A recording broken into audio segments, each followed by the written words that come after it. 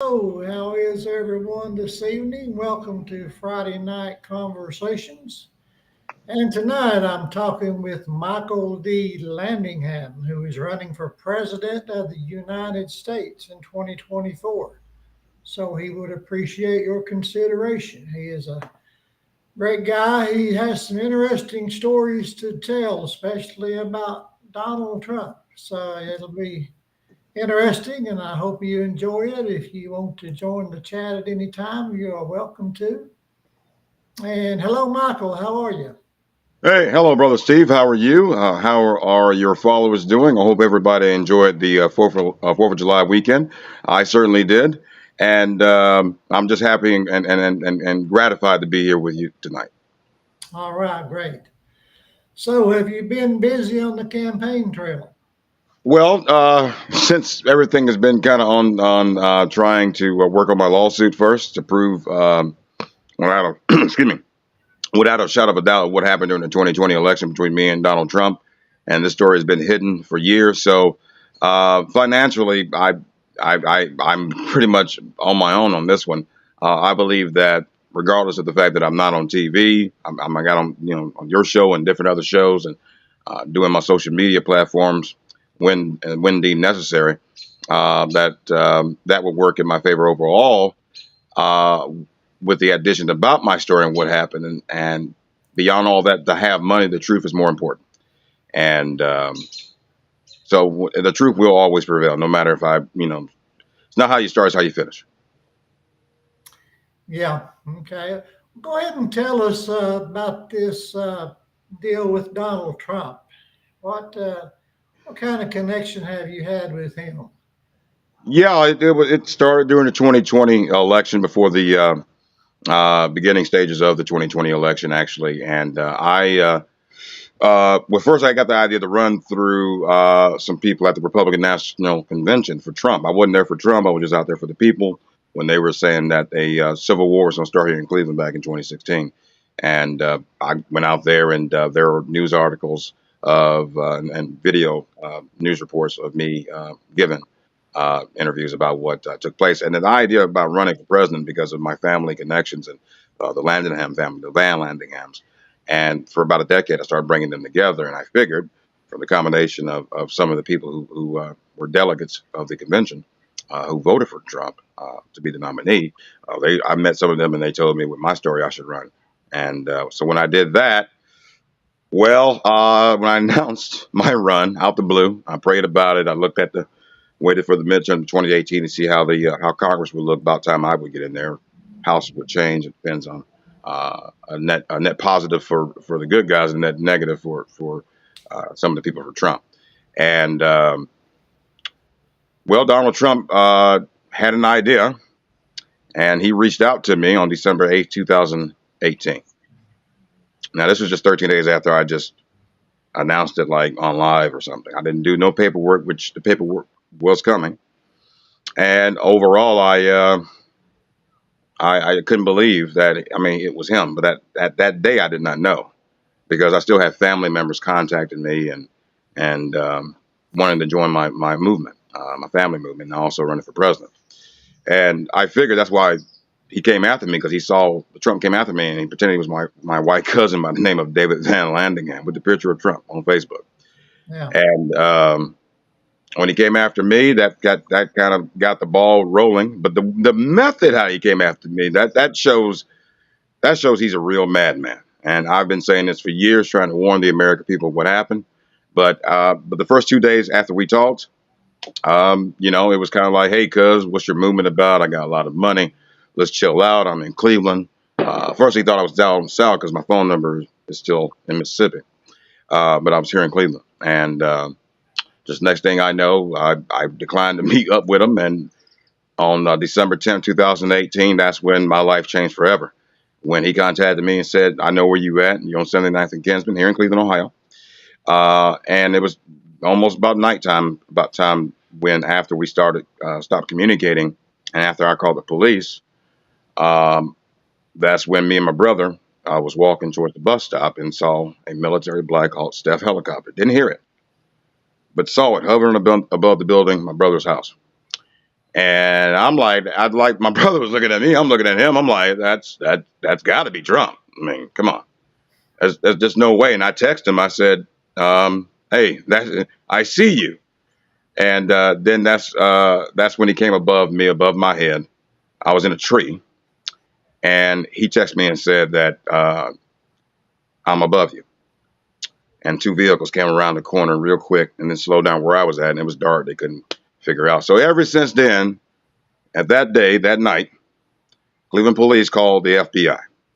I've talked to them. They ran through my phone and told me to Photoshop everything so that they can look through my phone, and I did. And they was looking at real time as I'm on the phone with them. They was asking me the same question about the helicopters, and the police was already on the phone with them, and I was on the phone with them separately. But the police here in Cleveland said there were three of them. Witnesses saw three of them, and I knew then, holy smokes, Donald Trump is one crazy madman. And as you can see, this happened before the Ukraine call, the first impeachment, the COVID, second impeachment. I mean, January 6th, the second impeachment, and these secret documents. So I ran as a Democrat, and if the Democratic Party would allow my story to come out, and the Republicans, so it's both sides. I'm not trying to blame one or the other, but it was the leadership, not like the lieutenants underneath the party. If they let it came out, we could have avoided all this damage that this president has done to our nation. And I'm still in it with a $2 billion lawsuit against the Justice Department as a presidential candidate for 2024. And it's a class action lawsuit on behalf of the American people, since I'm a presidential candidate, that has proof and evidence of the crime that Donald Trump committed against me and the cover up that ensued right after Trump left. During while Trump left, now Joe Biden is doing it. And $2 billion, and that belongs to the American people by running for president. Yeah. Do you feel like your life is still in danger? Well, I would imagine so, but it's not like the deep state or the American people, because my message means some kind of balance. And the only threat I've gotten was from President Trump at the time. But when he's been out of office, I haven't gotten like helicopters over my house that were FBI. I didn't have military choppers, those Ospreys, coming over my house. The one year he showed up in 2019, a few months after it happened. Then he met with the governor here during the whole COVID thing. And no, it was during the whole COVID thing. That's when it was, when he came, those helicopters came. And when it was in D.C. For the march in August of 2020, I was out there. And me and my friend Larry was sitting there at the Potomac River. You know, we got the Thomas and Jefferson Memorial right there. And I said, man, Washington, D.C. is beautiful. And we see this Secret Service helicopter coming from behind us and right over the water, looking dead at us low. And then comes Marine One with the president inside Marine One, flying right by it, low, looking dead at me. So from that, the only threat I'm under right now is that high-ranking members of the United States government, this president, leaders in both the state, in the House and the Senate, Homeland Security Secretary, they all know about it. And the only threat is when you're blocking the case to get out to the American people. Regardless if you ever see me on TV or I ever ran or ever did anything like that, I'm a patriot. I got patriotism running through my veins, through my family, my father's side of the family. And for them not to see that this will be a great opportunity for the American experiment to continue, they decided not to. For some odd reason. I got a clean record. I ain't finished school. I ain't went to college. Thank God I didn't, because I would have been not learning what I should have learned, what all of our kids should have learned, so it could be more balanced off for the future ahead. Have you had any contact with Biden? The only contact I had with him, generic letter from the White House. When he first got the first year, I think it was 3 letters. There was 3 letters. It might be getting dark soon, so let me get some light on me in a minute. But yeah, it was. Yeah, I might have to go and get some light because I'm getting a little dark. Give me 1 minute to finish this thought. What was your question again? I'm sorry. I want to make sure y'all can see me. Oh, well, I asked you if you had any contact with Biden. No, like I said, the first letter, I got 3 letters, generic letters. I'm talking about the grass is green. He's asking why the sky is blue. You know what I'm saying? Like we as Americans will come together and fight for justice, but nothing mentioned about the reasoning of my call. Now they blocked my phone from being reached towards Biden. I mean, to call the White House. So he's intentionally. He's had 3 years on the job, Yeah. and that one. I mean, he came to Cleveland. Remember that time he came to Cleveland and ate ice cream? Remember that? Yeah, I remember you telling me about that. Yeah. First of all, he came to Cleveland out the blue. As soon as he saw me put the email out about Oprah Winfrey contacted me in support of my 2024 run, and Oprah Winfrey is my third cousin on my father's mother's side of the family. Oprah is your cousin? Yeah, she's my third cousin. So her grandmother, who raised her in Kosciuszko, Mississippi, and that's where my father's from, Kosciuszko, and my grandmother, both grandmothers are first cousins. So yeah, so I've been had her private email for years. I just come across her and just told her what happened, and she just reached out back to me. Has she endorsed you publicly, Michael? I haven't heard anything from her. No, it's not. It's not gonna be public because the powers that be control the powers that be. You know what I'm saying? About what powerful people still they're powerful for a reason if you think about it. You know what I'm saying? Like Yeah.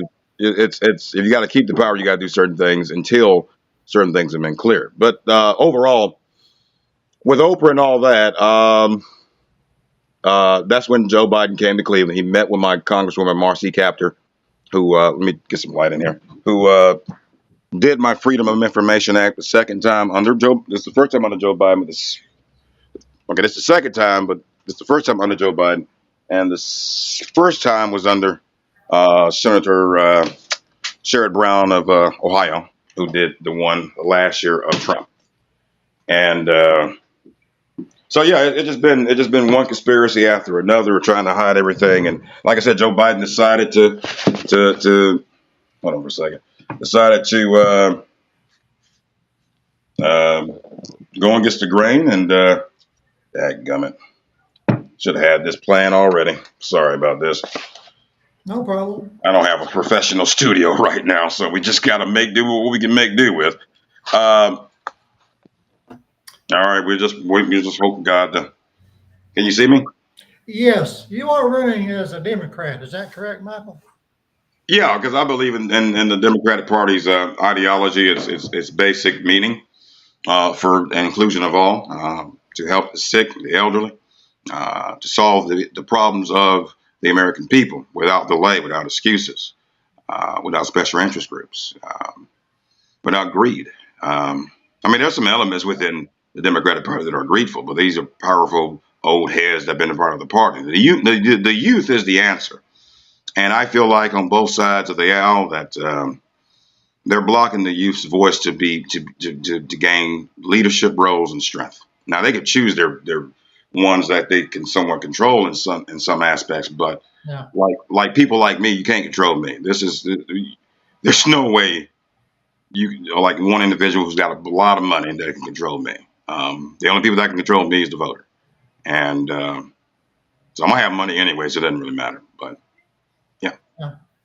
So we know that you're against Trump, and we know you've had some issues with him and still do and all. But Yeah. what do you feel like qualifies you to be the president of the United States?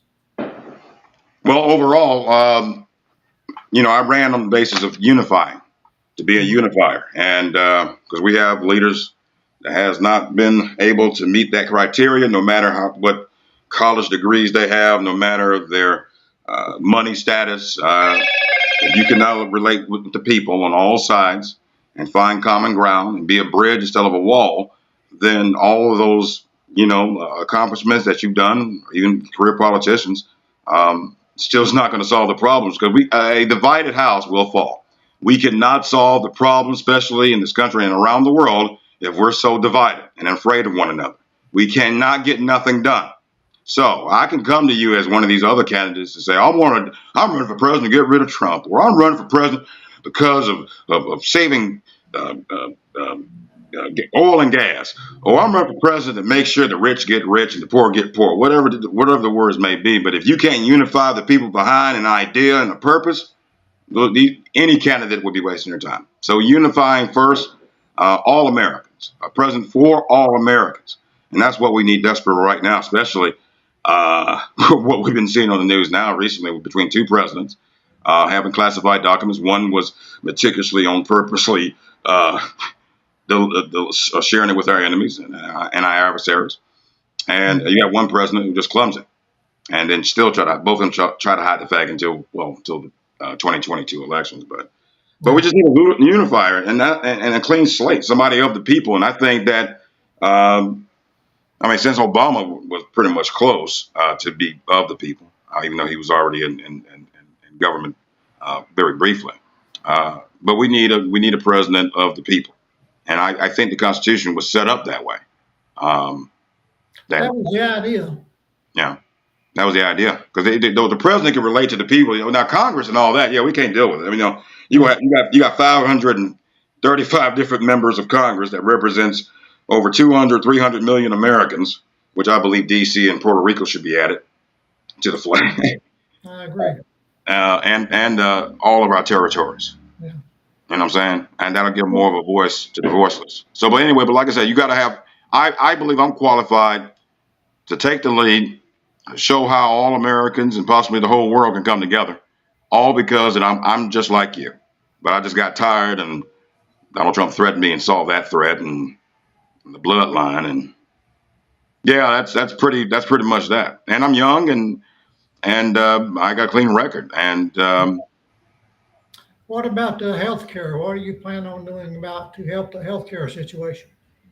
Well, the healthcare is a mess because all the time you have one party, which is the Democrats, mostly done a hell of a job on our healthcare system to renovate it or to change it in a better way. But overall, I'm looking to combine all those government programs into one, Medicare and Medicaid. You have certain sections with off in it, that could be separate for different age groups or disability or whatnot. But that would streamline that healthcare system to a way that more money can be brought out and be used to the people that need it. And Congress shouldn't have their hands on it once they pass that bill. Once it's law, it's law. It can't be changed. And prescription drugs is really the biggest killer of people who couldn't afford insulin and high blood pressure medicine pills. The necessities that they need to survive is through the roof. Now, I think that the Democrats and President Biden passed a prescription drug bill to be lowered. Let me take this off for a minute, getting a little hot.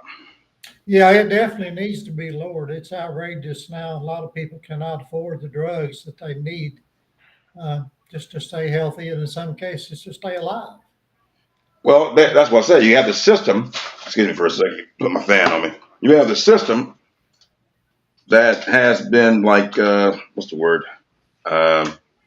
Messed up. Money makers. And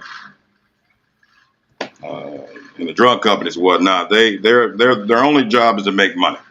Oh, they said they're doing it for the people, but they still want to make their money first. Oh yeah, yeah. And they don't care if they live or die, in my opinion. But I think, go ahead.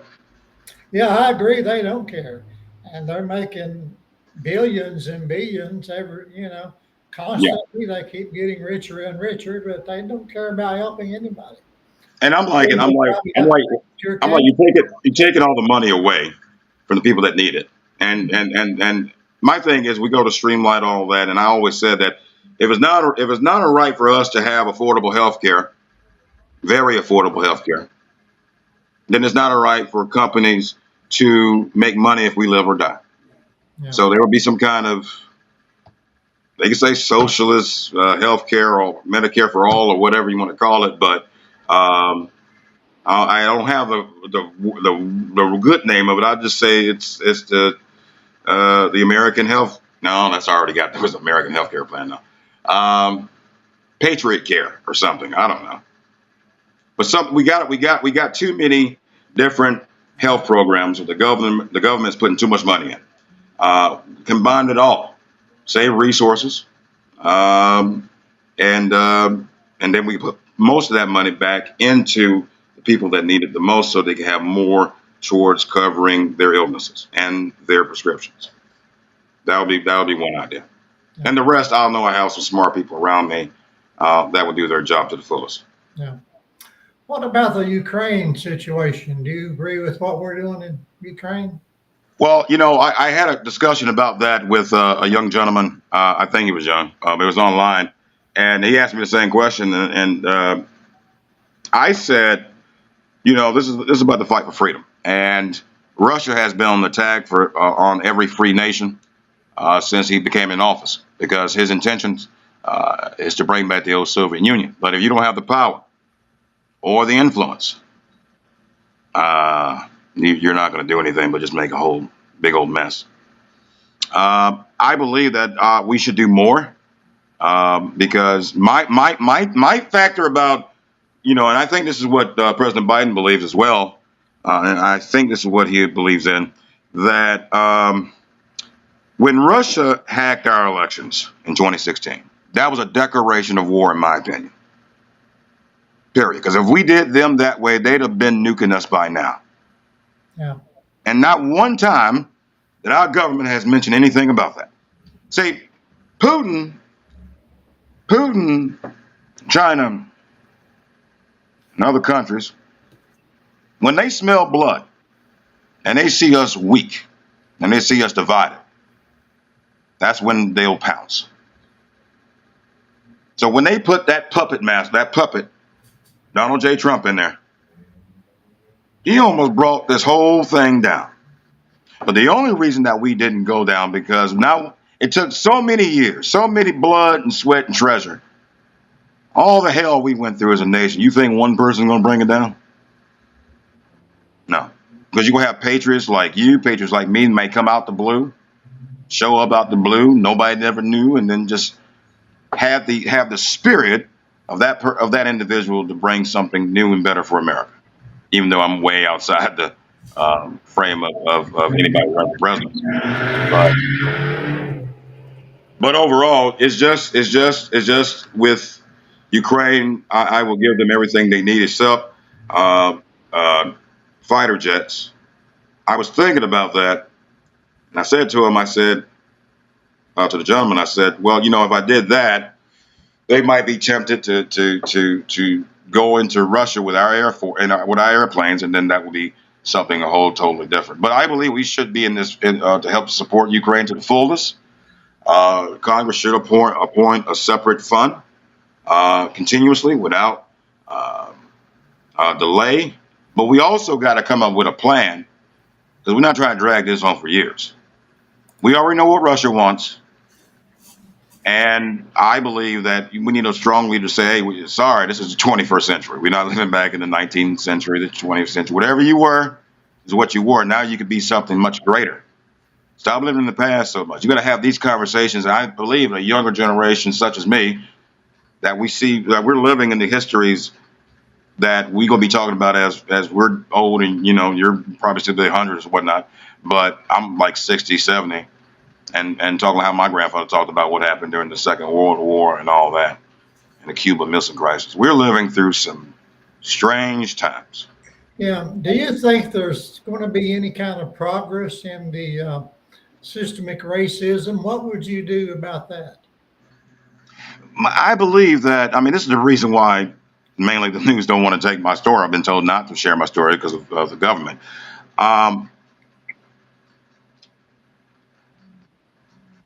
From what I experienced in my life, I am that story of 400 years of racism, and 400 years of my white ancestors enslaved my other ancestors, and then out came me later, a few generations later.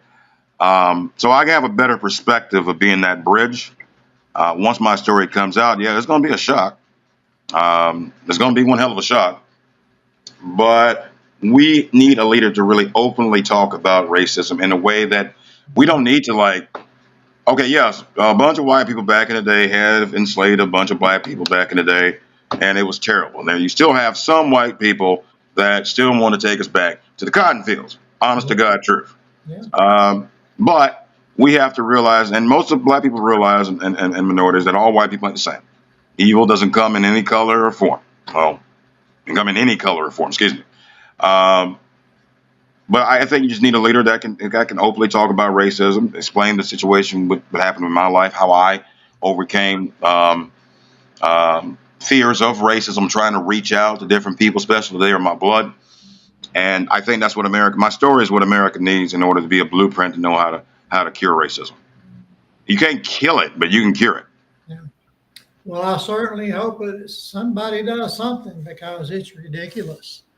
It's And sad. as you know, it's slavery just to change its form, but it still exists. It does, and it's not. It's not. It's. I think it's not. It's not like racism to me is there is. It's the hate, but it's the hate to not look at yourself and see yourself of why you hate. You don't even know why you hate. You was taught. You was brought up. Yeah. You know what I'm saying? These grown people now were kids back then. Their parents did the same thing, and their parents did the same thing. And without a better perspective, without a line of communication to say, hey, maybe you might be wrong about it. We see on the news with the Black Lives Matter. Okay, why did we almost burnt the country down? What happened? What that, you got to start asking these questions to be engaged with different people. Other sides of the aisle. Which if you come to find out, if you start talking to people that are different than you, and just find a foundation to build on, you'll see you're not that dang different at all. You deeply care about the same things, but the visionary tactics of the leadership in the two-party system, more so on the Republican side than the Democrats, but with me, it's getting about even. Which do you think is the worst for dividing people? Do you think it's the media or the politicians? Well, the media is not a free media. If it was, my story would have been out because every other thing they put out there is mostly lies from Donald Trump. So I figured, if I'm lying, let me fly. just see if anything catches on. They know it's gonna catch on because everybody I talk to, they like, wow, they starting to believe it now. But when I announced what happened between me and Trump, it was still fresh, and even it was hard for me to get the grasp. But yeah, I think with people waking up to the reality of Trump and my story colliding at the same point, there's going to be a point where we collide. And for President Biden, he's going to look terrible. You talking about the cocaine in the White House? No, he going to look terrible. Right? Huh? Wonder where that came from, right? May I ask? I want to put a pin on this. First of all, we should not make fun of anybody who has substance abuse problems. All right, no matter who you are, you understand that what people gone through, personal tragedies and whatnot. They don't have that love or support, and they have to find it in drugs. But after saying that, I don't give a damn. That's the White House. That's the people's house. That house is supposed to have respect and honor in and around and on the grounds. And I thought the cocaine story would have been found when Trump was president. But oh no, Joe Sleepy, Joe Biden is. I don't know. They said it was near the entrance where the situation room, which is situation room is in the basement. I guess that's the safest place. Yeah, you gotta be in the basement. So so you're telling me one of our generals is taking a little bump and going and advising the president. Now maybe that's the reason why we left Afghanistan. I don't know who did it. I don't want to name no names, but if it was, it can't be. Okay, let's for just 2 seconds. Let's just figure out the closest people that can go into the situation room. President, Vice President, Joint Chiefs of Staff, Secretary of Defense. Senators can, right? It depends on if there's some kind of operation that the Gay Innovator are part of, like a military operation, and they can be brought there. A Secretary of State has been there. Secretary here, not now. I'm just saying, a Secretary of State. Hillary Clinton last time was down there when they got Bin Laden. I watch too much Scooby Doo and Star Trek, and I always use logic on this.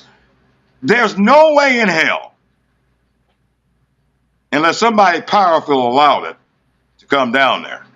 Um, and first of all, Joe Biden, if it's not Joe Biden, it's somebody he hired, and he should have had known better about hiring somebody that would do it, or he could have been fooled about it. It's too many variables. And all I can say is the news lied at first. Not the news, but the White House lied at first and said it was like where most people walk and visit. Really? They visit? I want to go see the Situation Room. Hey, you want to go see the Situation Room? You want to go sign a form and break some weed and bring a little cognac? And There you go. I mean, that's okay. Yeah. So I would wait to see. I don't want to say any names, but I just think about it. You know, it's coming out. The Secret Service. They said, "Where's the fingerprints?" And trust me, nobody will be wearing Everything's gloves. on camera, though, right? Excuse me. Everything is on camera in the White House. I mean, there's probably no place Yeah, to go that isn't. yeah. That's gonna hunt the country if it's somebody important close to the president or the president himself. Well, But he doesn't look like we've seen Trump's does. He does. He sniffs all the time.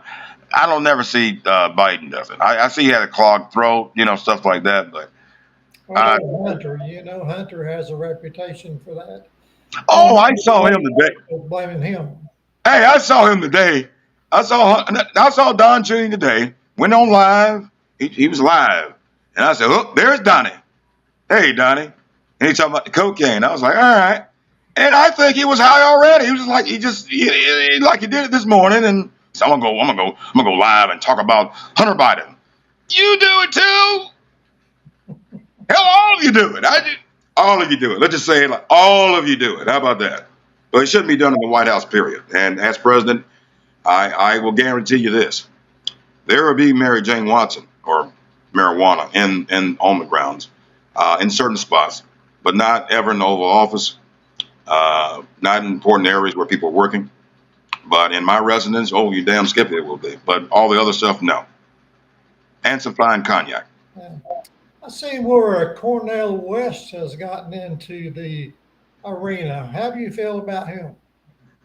Oh, I think he's the most intelligent person I know. A great fighter for civil rights. He has a viewpoint where it makes you really think deep about the issues that we're all facing and try to connect those issues together as universal for all. I do not agree with one thing, and for his caliber, to me, and I'm not talking about the People's Party. I believe the People's Party is a great party for people to join. People to look outside of the Democrats and Republicans. But honestly, here's where it goes back to why I run for president. If you do not have a person or a party that can unify everybody else to come behind you so you can win and your party be the main thing, then you're just a simple party. You got to have a message, a spirit of awakening for the American spirit in many respects. And the People's Party have some things I like, but I think he just chose the wrong party. I think that he should have just, well, I can't say exactly what he should not do, but the People's Party, no, after the allegations of the leader of that party, sexual allegations, I believe. So I would have double checked before I would have joined anything like that. Yeah. Yeah, but I think he's great. Personally, I think he's great. I think I He's thought very about. intelligent. He's very intelligent. I thought about him before he announced about joining my campaign because I'm one of these smart people around me, especially when it comes to race in America and other people as well that I've seen online and whatnot. But he's running great. More diversity. No, excuse me. More diverse. Can't even say the word. It'd be great to have different people with great minds to come aboard, and that will challenge me to do. And do better and show what I'm made out of. Yeah. How about a climate change, Michael? Do you have any plan for climate change to help out there? Well, like I said, that will be the main thing I'll be tackling, around the world by gaining allies and and talking to world leaders on all spectrums. We got to let go of our past fears and mistakes to look towards the future, because we got with the hottest record on earth 3 days ago. Yeah. I woke up and I felt like I was in the sauna. I'm in Cleveland by the lake, and the forest fires, and now in Canada that we're getting hit here in Cleveland, Detroit, New York, Pennsylvania. It's apocalyptic. I mean, I can't even say that word. Jesus, hell on earth to me. It's the human race.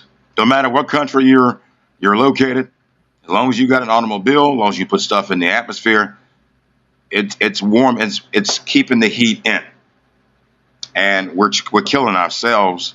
The planet will survive once we're dead and gone. But and I hate to say it that way, but honest to God, truth. People have to wake up and realize that this is a very serious matter. This is a top national priority for all nations to really combine and come together. And I think if we do that, I think a lot of the wars and fears of wars and all that will fade away. Maybe not overnight, but it will eventually fade away. But we have to have real leadership here in America. And I believe America always takes the lead in the changes of the world. And that's what we're lacking right now. Yeah. So your website is landinghamcase.com. Is that correct? Yes, sir. Landinghamcase.com is where you will see more about the website, more about who I am, and also you will see the text messages between me and the former president, Donald J. Trump. Yeah. You have to click the 3 blue bars. A lot of people get confused. We're going to change it around a little bit so people have a little more easy access to it. But you click the 3 blue bars. You start from page 1, and you'll see another page. You got to click the plus sign next to page 1 to open up. There's another second menu option there, and it goes all the way to page 9. And is your email address listed on the site in case somebody wants to contact you? I think so, but at first it wasn't, and I think I reminded them to do that. But like I said, you can just type my name, Michael D. Landingham. I'm on Facebook. There's 2 versions of me on Facebook: Landingham D. Michael, or Michael D. Landingham. That's kind of the only way that I can fool their computer tech or whatever when I try to share stuff. So, but you can contact me on Messenger. If you have trouble on that, you can email me at kingham216@gmail.com. Or for right now, that's all I got right now. But you can email me that, or reach me on Messenger or TikTok. I'm also on TikTok. Just type my name. Okay. And let's see, would you take questions from people in the chat? Hello, everybody. Anybody in the chat have any question you want to ask? Now's your chance.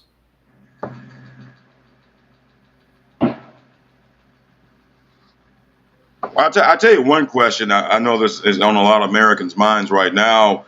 Is what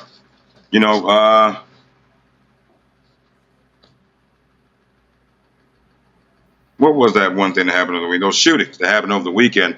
What we're going to do about gun violence in America? I believe that we need laws that can solve the issues to save our children and to protect our neighborhoods, our fellow officers as well, so they won't be going into running into buildings and might lose an officer in that regard. But some of these laws that have been passed in these red states, they are archaic. I love freedom, and when I hear people saying we're gonna restrict, on trying to get a gun and whatnot, or trying to make sure it's safer, it doesn't mean we're going after responsible gun owners. If you're responsible, you're good. Your record's clean, you're responsible, no problem. But we're talking about the ones who are dangerous, and we got to set up new techniques that will be as polite and as just for people to get a good gist about what we're trying to clarify about our offer of change to the gun laws. But we also got to protect our children. That's the most important thing. Besides somebody's uncomfortability about waiting a few extra days to get a background check. Yeah. Yeah, I think our kids are more important. So, who do you think is most likely going to be the Republican and the Democrat candidates? Well, I think truthfully, for on the Republican side, Mitt Romney is not running, is he? Not that I know of. I would like them to get back in it. I think he can be one of the ones that can balance the party back out, restart the Yeah. party, because it's going to be a while before any Republican become president, unless somebody's better than me if I become president. Um, I would like him, but since he's not in the race, then I would think the only person that can help reset the party would be Chris Christie, even though he's got some questionable beliefs when he was governor and whatnot. But I think after the experience he has had with Donald Trump, I believe that I think a lot of things have changed in his mind, and I think if the president went down and the followers will, the hold that Trump has on his followers, maybe he has an avenue to change the messaging of the Republican Party and bring it back to its glory days or make it better. Yeah. Yeah, but that'd be the only two. But the rest of them, anybody else who was, especially Ted Cruz talking about Trump was talking about his wife. And if you can't stand up for your wife, you shall not be running for president. I'm sorry. So he said your wife was ugly. Ugly. I mean, he smiled at your face and said it. Yeah. And he's like, well, yeah, look here, buddy. Can I help support your campaign? So it's and what's her name? Nikki Haley, Mike Pence, which Mike Pence has pretty much found his cojones because when he was in the White House, he was just like a statue. He couldn't move. He couldn't breathe. He couldn't. He couldn't. He still won't say anything bad about Trump. Huh? He still won't say anything bad about Trump. He tries to, and then no, that's the kind of president we need. That kind of weakling. No, Jesus, no. It seems like Trump still runs the Republican Party. I mean, because he's still tapping. He's fooled the people in a way, and he's definitely fooled the people. There's no doubt. He's a master manipulator, master trickery of the tricksters. He knows how to do stuff, but he's sloppy with it. Once he's never been caught up like this. He's never been, so much against the wall. But someone's gonna slap himself silly, especially when my story hits. That's gonna really well, I might as well get ready to take me to jail. No, there's no jail, Mr. President. This is what I believe. Anyone that would betray our country to allow almost 1 million Americans to die to lie about COVID, to mislead the American people about the vaccine, and making us take Clorox bleach or disinfectant, and people actually did it. People are desperate for leadership, and they'll listen to anybody who's at the mic. And this is why the news organizations and whatnot are being controlled. Free press my butt. Don't believe in it. Nope, no, not. Sorry. But we need a true outsider that can bring Americans together, and also that can help restart and reshape our democracy. We need a new American revolution, not in the way where we took our muskets and fought the British, but it's going to take minds and ideas and destroy the not the system, but to remake the system, to strengthen the system, to change the system, but not destroy it. I know everybody. People calling for revolution now. Not Yeah, everybody has the same revolution in mind, but there's a lot of people calling for it. yeah. Let me turn this light on so y'all can see me better. I want my voters to see me. There we go. A little better. Yeah, y'all can see me. So this man is dark, man. We had dark Brandon, now we have dark Michaels. What's going on here? Sorry. All right there. All right. So what's the one thing that you want people to know about you, Michael? Well, the one thing, you said the one thing or Yeah, a few things? the main thing. The main thing is that I'm unwavering. When I stick to something, when I make my decision, when I go for it, I intend to do it, to win it. And I'm just unwavering. I would be unwavering for the American people. I understand that a lot of people out there struggling right now. Yeah. Can't hardly feed your kids. You can't put your kids through school. You got sometimes you got that your school is throwing away books because the government says so in your state. Taking out teachings about African American history, which is American history first and foremost. Yeah. And I believe truthfully that uh, we must have a leader that's unwavering, unshakable, unbreakable. And after what I've been through, when the first time in our history, when a president of the United States uses military assets, military helicopters, to threaten that man's life who's also running for the same office. Yeah. And to survive that, to do all this lawsuit stuff here I'm doing right now. Look at this. Oh, I'm just throwing papers up. But to do this almost 5 years and still be okay, then that I think I passed the test to prove that I will be great, a great leader for this country, a great president for all Americans. That you can trust me, that we can sit down, have a beer, and talk about what's on your mind and how we can change and bring us all together. Because, hey, don't get me wrong, there are a lot of people who want to come together, but there's no bridges. There's always walls and scare tactics, Yeah. fear mongering, and the American people are tired of it. We're hot doggone tired of it. And as president, leading on that bully pulpit, I'll be the voice to be that bridge for all of us to come together. So a bridge, unwavering, and to be a bridge. Okay. How about the border situation? Do you see any kind of change needed there? Well, I mean, as we see what happened with the decision in Florida with the passage of, I forgot the bill, but it's the passage about scaring migrants out of Florida so they won't be able to work in some of the fields and driving some of the trucks and whatnot, or really all of them. And their economy is collapsing. The vegetables are dying. So I believe that immigration built this country. And I'm not being racially colored or anything, but I thought freedom was for all people. I don't care what color you is, not for just certain people and all the rest of them.